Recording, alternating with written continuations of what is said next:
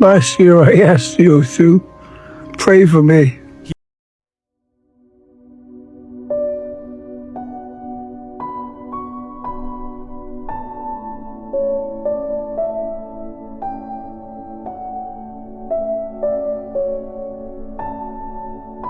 In a quiet Rhode Island courtroom, an old man in a black robe looked down at the trembling young driver before him. The boy could not pay his fine. His family had nothing. The judge leaned forward, softened his voice, and said, "You have a good heart, son. That's worth more than money. Case dismissed." The courtroom burst into quiet smiles, and the internet later turned that moment into a viral clip viewed by millions. The man behind the robe was Judge Frank Caprio, a man who became known across the world not for punishment but for compassion. And today, we tell his story, the struggles, the rise, the bold judgments, the love of family, and the reason why, even after his passing, the world still calls him the nicest judge who ever lived. Frank Caprio was born on November 24, 1936, in the old immigrant neighborhood of Federal Hill, Providence, Rhode Island. His parents, Antonio Tup Caprio and Filomena, were Italian immigrants who had come to America chasing survival. They didn't have much. Their home had no hot running water. Frank shined shoes on the street to earn pennies, learning early that life was not fair, but kindness made it easier to bear.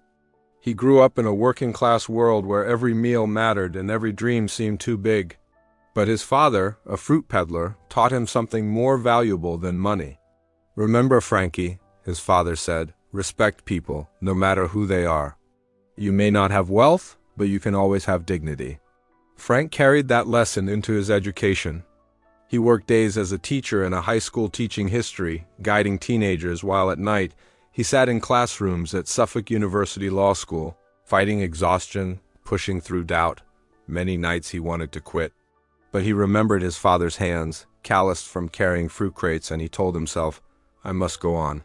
When he finally earned his law degree, it wasn't just a certificate. It was proof that a poor boy from Providence could stand tall in the halls of justice. Frank entered public life early. From 1962 to 1968, he served on the Providence City Council. He dreamed of serving people, of making their voices heard.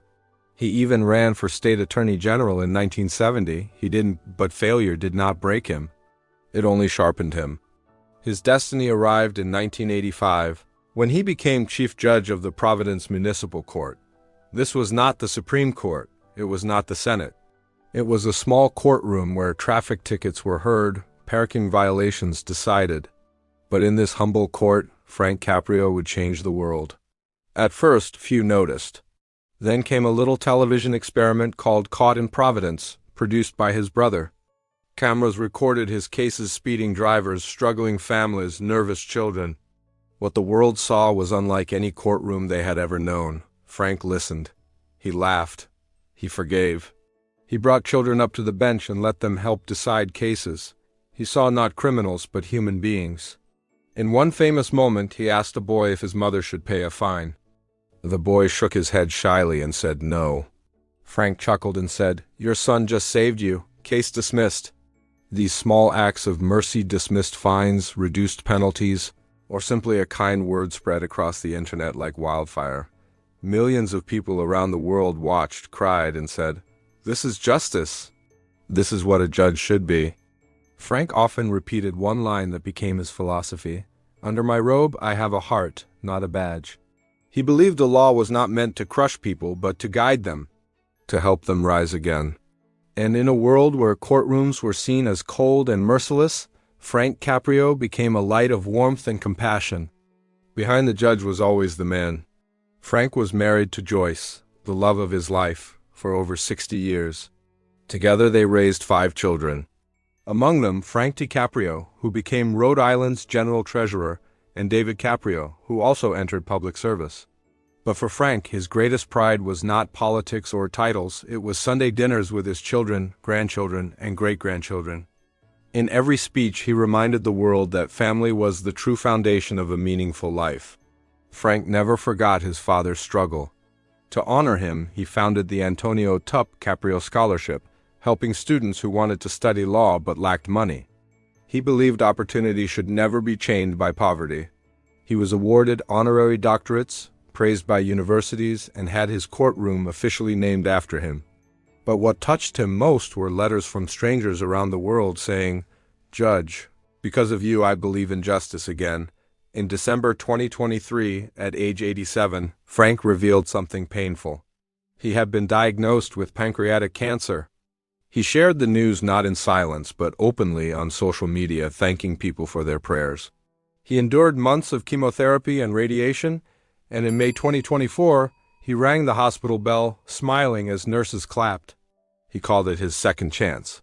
But by August 20th, 2025, Frank Caprio's journey came to an end. He passed away peacefully at the age of 88, surrounded by family. Rhode Island's governor ordered flags to half-mast. Tributes poured in from around the world.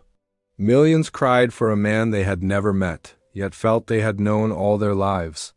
Why was Frank Caprio so beloved? It wasn't because of fame. It wasn't because of television. It was because he reminded us all of something simple, that humanity belongs in justice. That mercy is not weakness, but strength. He showed that a judge could forgive without losing authority. That compassion could heal more than punishment ever could.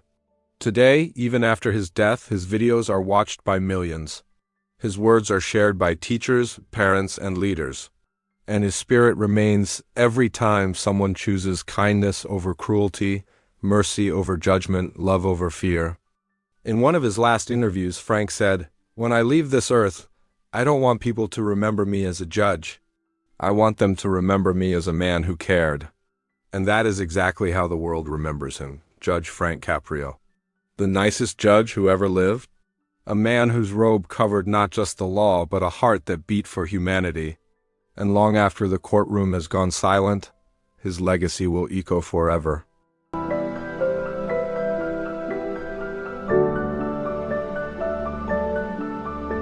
One of Judge Frank Caprio's most famous moments wasn't about a ticket.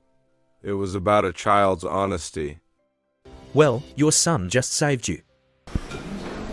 You know what you do this? A woman stood before Judge Caprio, worried about a parking fine she couldn't afford.